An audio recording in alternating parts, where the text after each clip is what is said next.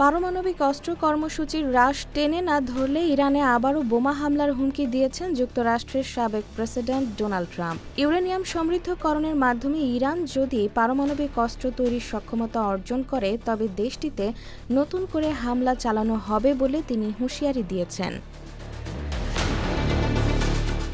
শুক্রবার হোয়াইট হাউসে এক সংবাদ সম্মেলনে ট্রাম্প এই মন্তব্য করেন, যা টাইমস অফ ইসরায়েলের এক প্রতিবেদনে উঠে এসেছে। ২১ জুন যুক্তরাষ্ট্রের B-2 বোমারু বিমানগুলো ইরানের ফোর্দো, নাতাঞ্জ ও ইস্পাহানের পরমাণু স্থাপনায় হামলা চালায়। এই হামলার পর সংবাদ সম্মেলনে এক সাংবাদিক ট্রাম্পকে প্রশ্ন করেন, তেহরান যদি পারমাণবিক অস্ত্র তৈরির চেষ্টা বন্ধ না করে তবে কি নতুন করে হামলার কথা বিবেচনা করা হবে?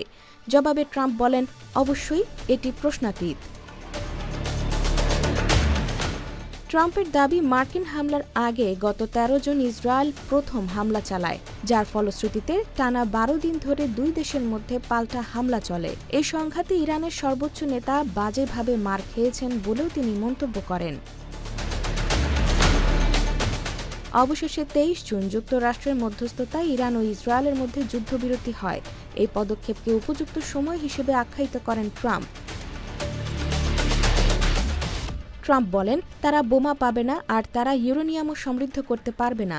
তবে তিনি ভবিষ্যতে ইরানের সঙ্গে সম্পর্ক উন্নয়নের সম্ভাবনারও ইঙ্গিত দেন। তিনি বলেন, আমার ধারণা শেষ পর্যন্ত আমাদের ইরানের সঙ্গে একটি সম্পর্ক গড়ে উঠবে। IBTV USA, new York.